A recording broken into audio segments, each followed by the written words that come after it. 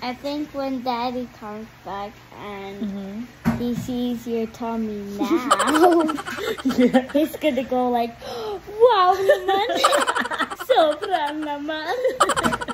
And I only wish for one thing, to grow old with you.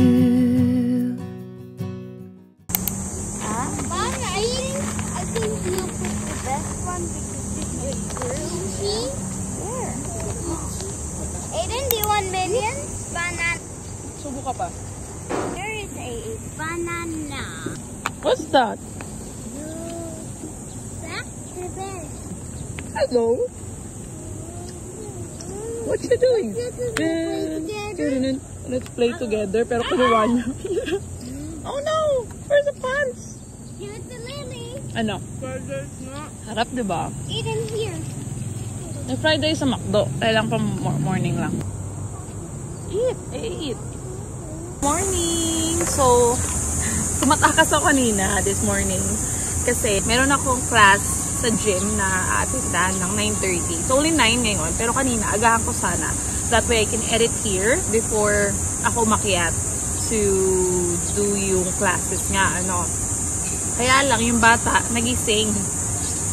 At umiyak talaga. Nakalabas na ako ng pinto, narinig ko umiiyak siya. Although nagsabi naman ako kay Sassy na alis na ako, doon na si Sassy sa bahay. Gising naman siya. So alis na ako, beha. Okay te, tulog pa yung mga bata. Tapos yung paglabas ko ng pinto, pagkasarado ko ng pinto, doon nagising si AA. Iyak mang iyak. Hindi ko magawang lumakad pa alis. Since may isang oras kalahati pa naman kanina, sabi ko, you know what, I'll bring you guys na lang. So binihisan ko sila. Nag-drive-thru kami ng McDonald's. Tapos, pinala namin dito. Pakainin ko na lang muna sila for breakfast. And then they can run around, play around. Samahan na lang muna sila ng tita nila dito habang ako aakyat doon sa gym. So hopefully it works. If it does not work, I think it will be because of this kid. But hopefully it works. So far, mukhang happy naman siya. Mukhang happy naman sila. Ayan, nag-order lang ako ng para sa mga bagets. Tapos, in-orderan ko na ng chicken tsaka fried rice si auntie nila. Drink properly. Sit down properly, please. So, hopefully makatakas tayo mamaya.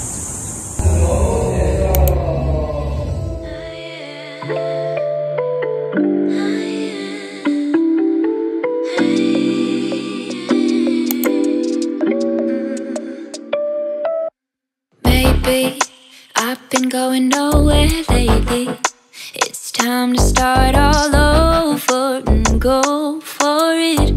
'Cause they don't even know me yet. But that's something I don't regret.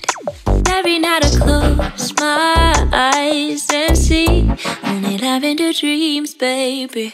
What can I do when a million things are running through? Million things I can't undo. I just sleepwalk, I just sleep talk. That's all I got. What can I say with a million things I can't erase? Million people I can't save. I just sleepwalk, I just sleep talk. Don't wanna wake up.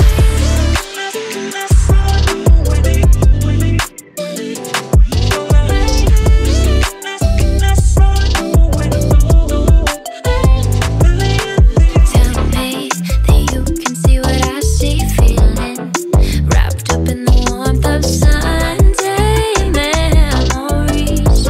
But I don't even know what's next. But all I know is step by step.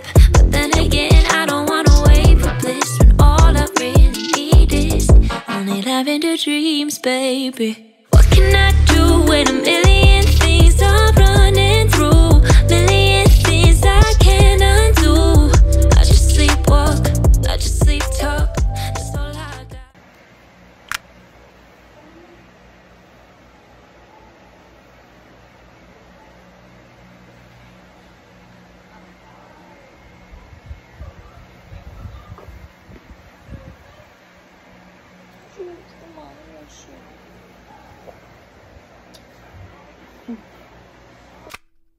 Hello guys, good evening. So it's 6 o'clock na. At ngayon pa lang ako mag-prepare ng aming dinner. Kasi mga mi, yung aking anak, si AA, medyo maligamgam siya. So, Sabi ko, para mas may pakaramdam na AA. Tapos parang kinikilabutan siya, yung tataas yung balahibo niya. So sabi ko, baka giniginaw. Naka-off yung AC namin, wala kaming fan. Kumbaga mainit talaga. So sabi ko, imposibleng giniginaw siya kung hindi mas may pakaramdam niya. Tapos yakap-yakap siya sa akin at nakatulog. So mga 1 hour din yung nap niya. Sabi ko na, paano kaya to? So nagpa-deliver na lang ako ng gamot. I got paracetamol. Ayan. And also, sumabay na ako ng cetirizine kasi in case ako na kailangan. Kasi kadalasan, yan yung magkasabay. The allergy, sipon, or ubo, kasabay ng lagnat. Usually. So, binilan ko na rin siya. Pinainom ko na siya no paracetamol. And then I was spending some time with Lily habang tulog si AA. And then yan, pigigising lang niya. Okay, before ako magluto ng tosino, kasi tosino medyo dumidikit kasi maasukal, di ba? Gamitin ko muna yung pan natin para makapagluto ng steak. Yan naman yung ating dinner. So, with our steak, I love ribeye kasi medyo nahilig ako sa mga mataba-taba. This one has some, good enough marbling. So, yan yung gusto natin. Yung may mga parang fat sa in-between muscles. So, mas madaming marble, mas better. So, lagay lang tayo salt. Mas maganda kung rock salt. Nung nakaraan wala akong black pepper, tinry ko itong ating chipotle. Molido. Sarap niya. Chipotle ground. Pero usually, salt and pepper is, good enough na.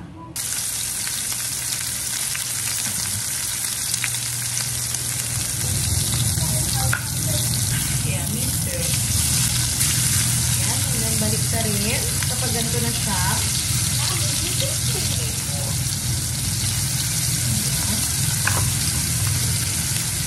And then, kuha tayo na kutsara. And then, tutuin pa natin siya. Ito butter.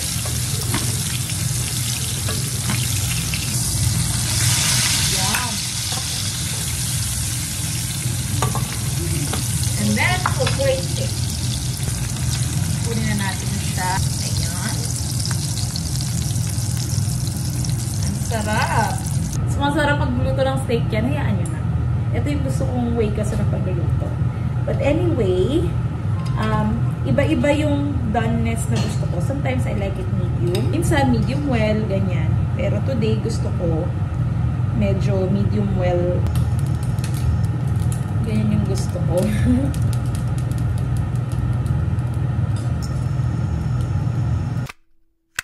Good morning! Nagluluto si Auntie Sassy ng chicken. Ako naman naglalaba. Dami pa akong labahan. Gusto ko. Hello! Dito tayo sa gym. I'll just do a little bit na back workout bago tayo pumunta doon sa kabilang gym. Kasi doon sa kabilang gym, medyo ilang ako gumamit ng weights. So, gagamit ako dito ng weights and then lilipat ako to that gym to use naman yung mga machines na komportable ako na wala dito. Kasi konti lang guys yung mga yung machines dito. So, may mga machines doon na gusto-gusto kong gamitin or kailangan kong gamitin. That's why ako nagpa-member doon. Plus the classes. Downside lang sa kabilang gym, medyo matao. So, and since parang bago ako, medyo naiilang pa ako. Anyway, I'll just do a few sets here and then lipat tayo sa kabilang gym. Ito pala yung outfit natin today. Outfit! So, naka-ano lang ako. Ang tagal-tagal na nitong gym set na to, na damit ko. Parang itong sports bra na may pang ibaba. Parang wala pa ata si Lily. I have this na. So, ayan. Nasusuot ko pa rin siya hanggang ngayon. And Lily is 7 years old na. So, imagine yung gano'n na to katagal sa akin. It's the curse of losing real love when your heart is young. You think your best days are behind you before they've begun. And then somebody new decides to come along. He could be everything you wanted, but it still feels wrong. It's not that I don't wanna let him in. It's just my heart, it's not my own to give. He's got the same brown eyes, that devastating smile. Yeah, he's got something, but he's nothing, nothing like you. His kisses do the trick, his hands give me my fix. He gives me something, but he's nothing, nothing like you. I think when Daddy comes back and he sees your tummy now, he's gonna go like, wow naman. You think? Sobrang naman. Well, what's wrong with my tummy? Because before I saw the difference, your tummy was like this, but now it's like this. Whoa! You're funny. Because mommy exercise like this. Yeah, 1, 2, 3, 4, 5. You're my better half, a part of me through and through. And I only wish for one thing: to grow old with you.